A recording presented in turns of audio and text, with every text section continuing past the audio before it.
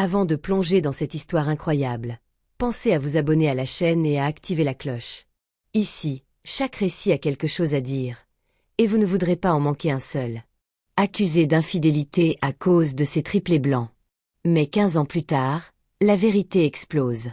Angela Williams, une femme noire de 32 ans, respirait la force tranquille. Infirmière chevronnée au Charlotte Medical Center, elle était appréciée pour sa compassion, sa rigueur, et son sourire chaleureux qui adoucissait même les journées les plus dures. Elle vivait dans une maison de style colonial dans le quartier de Myers Park, à Charlotte, en Caroline du Nord, aux côtés de son mari Marcus Williams. Marcus, un avocat prometteur en pleine ascension, était tout ce qu'elle avait espéré, intelligent, ambitieux, mais aussi doux et attentionné. Ensemble depuis 7 ans et mariés depuis 5, ils formaient un couple élégant, moderne, admiré dans leur église et leur cercle social. Ils partageaient un rêve, fonder une famille. Quand Angela apprit qu'elle était enceinte après des années d'essais et de traitements épuisants, ce fut un miracle. Et quand elle apprit qu'elle attendait non pas un, mais 3 bébés, elle pleura de joie. Marcus l'enlaça avec émotion, l'embrassant sur le front, lui promettant qu'ils affronteraient cette nouvelle aventure ensemble. Il commença immédiatement à parler d'agrandir la maison, de créer une chambre pour chaque bébé, d'épargner pour les universités. Leur avenir semblait radieux. Mais derrière les sourires et les préparatifs, la grossesse fut éprouvante. Angela fut mise au repos complet au bout du 5e mois. Hospitalisée plusieurs fois pour des contractions prématurées, elle endura chaque douleur avec courage, soutenue par les mots tendres de Marcus, du moins au début. Le jour de l'accouchement, sous les lumières froides de la salle d'opération, 3 cris retentirent, un à un. Lily, Noah, puis Emma. Angela, haletante, tendit les bras pour les voir. Mais quand elle croisa le regard de l'infirmière, elle sentit un frisson étrange. Celle-ci hésita une seconde avant de poser les premiers bébés sur sa poitrine. Angela les regarda, et sentit une secousse intérieure. Les 3 bébés étaient blancs. Pas métissés. Blancs, avec une peau diaphane, des cheveux d'un blond presque platine, et des yeux d'un bleu pâle. Aucun trait d'elle, ni de Marcus. Le silence dans la pièce fut pesant. Le médecin tenta de briser l'embarras d'une plaisanterie maladroite.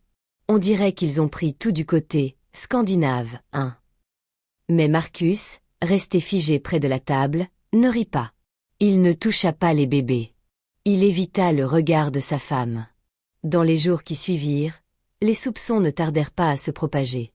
Le personnel de l'hôpital en parlait discrètement. Des voisins demandaient à voir les bébés. Une amie de Marcus osa dire, lors d'une visite.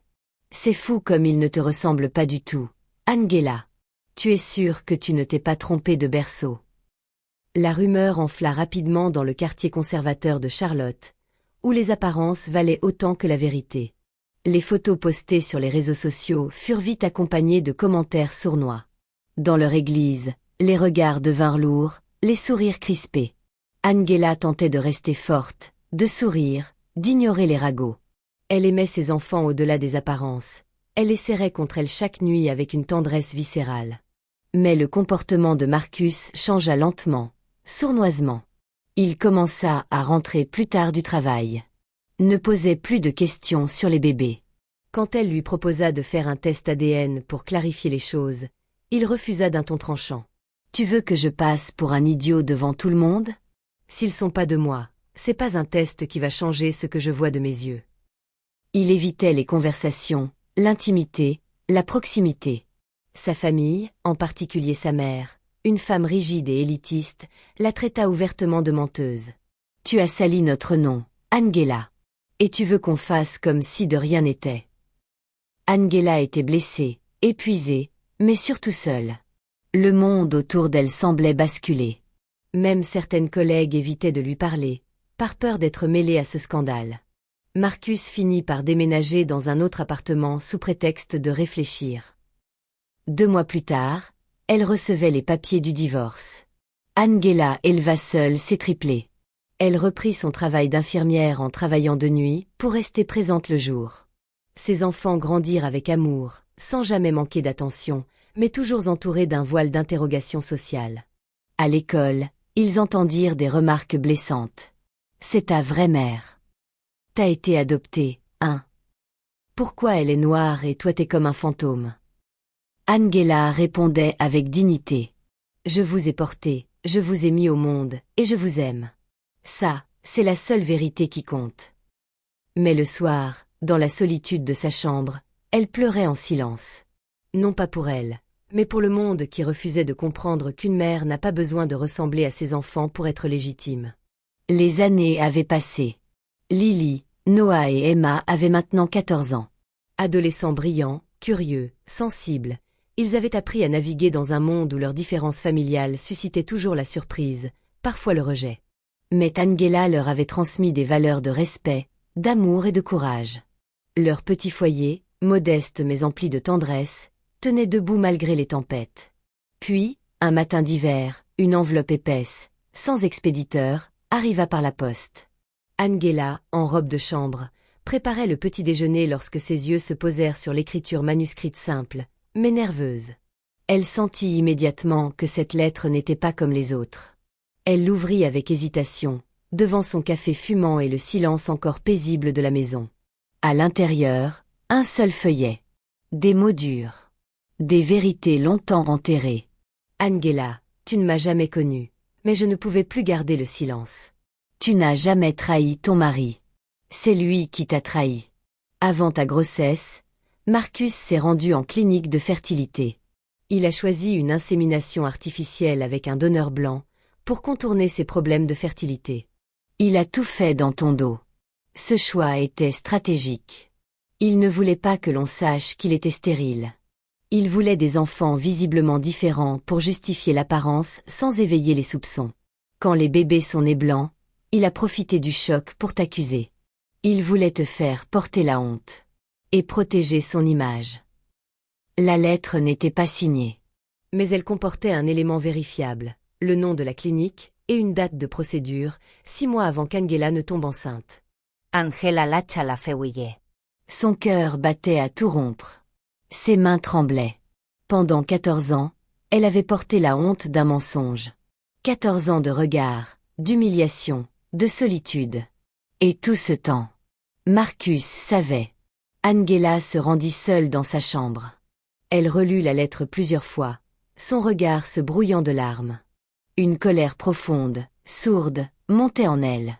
Pas une colère destructrice, mais une révolte juste, ancienne, enracinée. Elle repensa à toutes les fois où elle avait supplié Marcus de faire un test ADN. À toutes les nuits où elle avait bercé ses enfants en silence, tandis qu'on la traitait d'adultère. Elle n'avait jamais cessé de douter d'elle-même, malgré son instinct maternel. Mais maintenant, elle savait. Le lendemain, Angela se rendit à la clinique mentionnée.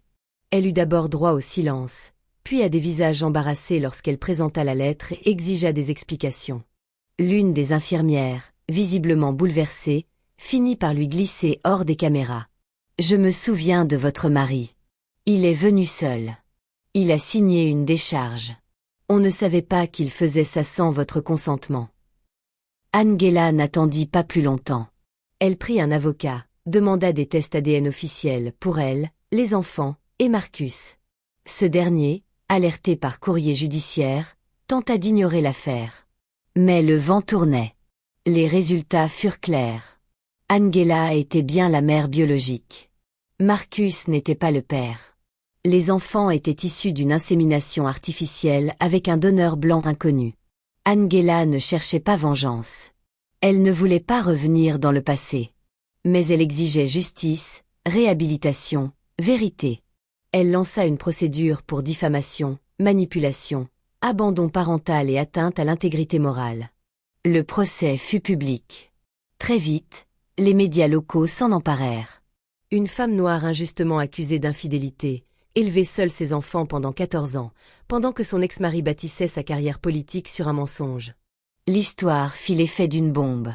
Dans la salle d'audience, les regards étaient braqués sur Marcus Williams, alors candidat au poste de procureur général adjoint du comté.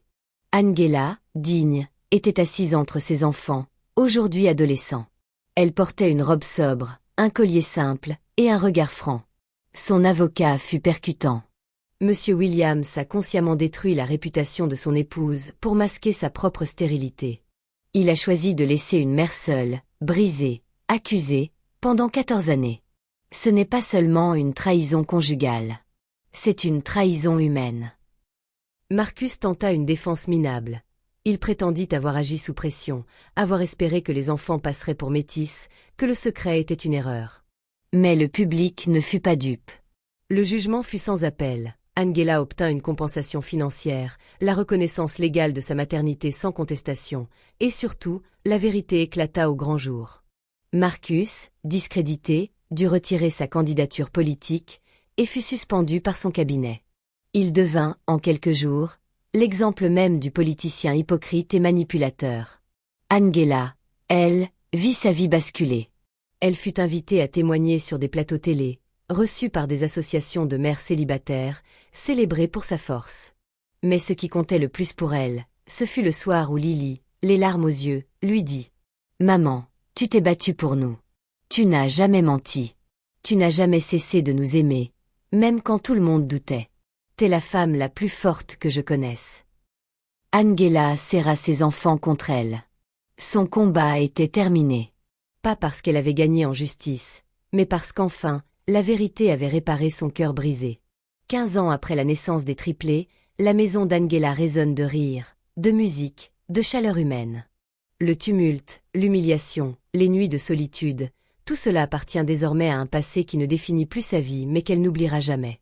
Marcus a depuis longtemps disparu de leur existence. Après le procès, il s'est retiré de la vie publique, miné par la honte et les critiques. Il n'a jamais cherché à reprendre contact, et Angela ne l'a jamais cherché. Elle n'a pas besoin d'excuses d'un homme qui a trahi si profondément. Elle a bâti quelque chose de bien plus puissant, la paix, la dignité, la transmission. Aujourd'hui, Angela est reconnue dans tout l'État de Caroline du Nord, non seulement pour son histoire bouleversante, mais surtout pour ce qu'elle en a fait. Elle a fondé Vérité et Maternité, une association à but non lucratif dédiée aux mères monoparentales victimes d'injustice, de stigmatisation raciale ou de violences psychologiques. L'organisation offre du soutien juridique, psychologique, des aides d'urgence, mais aussi des cercles de parole et des campagnes de sensibilisation. Chaque mois, Angela anime des ateliers. Elle y rencontre des femmes de toutes origines, brisées parfois, mais pleines de potentiel. Elle ne donne pas de leçons, elle partage. Elle raconte son chemin, ses chutes, sa résilience. Elle regarde ces femmes et leur dit « On vous a peut-être fait croire que vous étiez seules. Mais vous êtes des mères, des guerrières. Et vous n'avez pas à vous excuser d'aimer. » Son histoire a été reprise dans un documentaire primé, intitulé La couleur du mensonge, diffusé à la télévision nationale. Des milliers de femmes l'ont contacté depuis, bouleversées, soulagées, prêtes à parler à leur tour. Lily, aujourd'hui âgée de 29 ans, est avocate spécialisée en droit de la famille. Elle a choisi cette voie pour défendre celle que la justice oublie. Elle est brillante, combative, d'une élégance douce mais inébranlable. Chaque fois qu'elle entre dans une salle d'audience, elle se souvient de sa mère, debout dans ce tribunal, défendant son honneur. Noah, lui, est pédiatre dans un centre communautaire de Charlotte. Il a grandi fasciné par la tendresse de sa mère, sa façon de soigner les blessures avec des mots et des gestes simples. Il s'est promis de faire de même pour les enfants du quartier, surtout ceux qui, comme lui, ont grandi dans une famille jugée différente. Emma, enfin, est artiste visuelle et militante pour les droits des enfants issus de PMA, procréation médicalement assistée. À travers ses œuvres, elle explore les thèmes de l'identité, de l'appartenance, de la mémoire génétique. Ses portraits mélangent les couleurs de peau, les racines croisées, les filiations invisibles. Elle dit souvent « Notre famille est un poème. On ne l'a pas écrite avec de l'encre ordinaire, mais avec le courage de maman. » Parfois, le soir, Angela s'assied sur le porche de sa maison. Le soleil décline sur la ville de Charlotte, et les cigales chantent doucement. Elle tient une tasse de thé entre les mains, ses doigts usés mais calmes. Ses enfants viennent souvent dîner chez elle. Il y a des éclats de voix, des débats passionnés, des souvenirs partagés. Sur le mur du salon, une photo les montre tous les quatre, le jour où Emma a exposé dans une galerie pour la première fois. Il sourit. Un sourire plein, entier, sans ombre. Angela regarde cette photo et pense « Je ne voulais pas être une héroïne. Je voulais juste être une mère. » Et elle l'a été. Mieux encore, elle a été un phare. Aujourd'hui, Elle sait que la vérité n'est pas seulement une lumière qu'on brandit, c'est aussi un feu qu'on porte en soi, contre vent et marée. Et ce feu, elle l'a transmis à ses enfants. Parce qu'au fond, elle en est convaincue plus que jamais. La famille, ce n'est pas une question de sang. C'est une question de cœur, de combat et de choix. Et c'est ce choix qu'elle a fait, chaque jour, sans jamais renoncer.